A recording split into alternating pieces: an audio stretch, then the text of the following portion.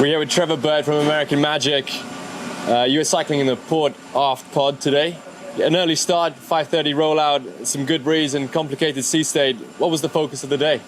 Yeah, like you said, early start. We were just focused on getting the most out of the breeze today and capturing the window that we had. So it was more about just getting the reps in, just maximizing the whole day as much as we could. Any technical issues? We could see at some moments you had some of the tech crew below deck. Nothing out of the ordinary. You know, the boat was actually performing really well today. We're really happy that everything went. There's obviously little gremlins that pop up, but nothing that couldn't handle in a few minutes, and no problems there. So you were on the water for about 5 hours. Do you know how many battery changes were carried out? I'm not entirely sure, actually. I know we went through a couple. I was on the first rotation today for the Cyclors. Went through a couple changes there, but no, I don't know exactly how long a battery lasts on a day. Good question. Have you got a rule of thumb on the time, the period of time that you would be on board before you're rotated out with the other Cyclors? The Cyclors are generally rotating, off the dock 2.5 hours after the boat goes out.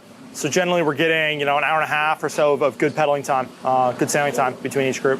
And you're in the port aft Cyclor pod. We noticed there's a control panel in that pod. Do all the Cyclor pods have control panels like that?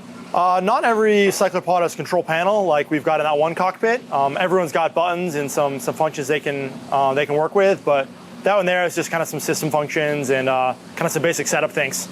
So what are the differences between the pods? There's not a lot of differences. We've all got our own custom seats to make sure we can really put the power down how we need to and get comfy in the cockpits. That's been really important for us. But the actual cockpits are basically the same other than that. And what about displays? Have you got any displays? What are you looking at?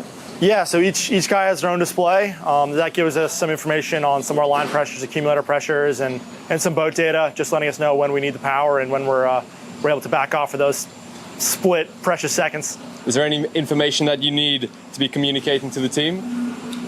We've got comms between the whole group, and so if we need to speak up, we can chip in. But for our group, it's mostly listening to what the guys in the front of the boat are saying, and so we can be really tuned in, especially when we're out kind of doing race simulations and race practice. We can really tuned in to what the boat's going to do and what they need from us. And what sort of comms are coming through? What are you hearing?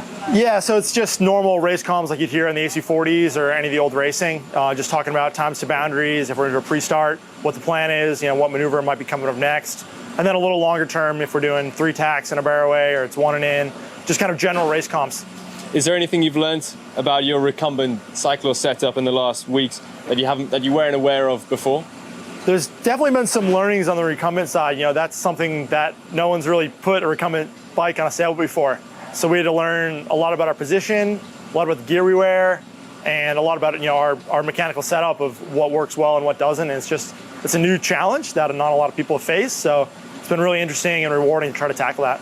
Trevor, thank you so much for your time. Yeah, no worries.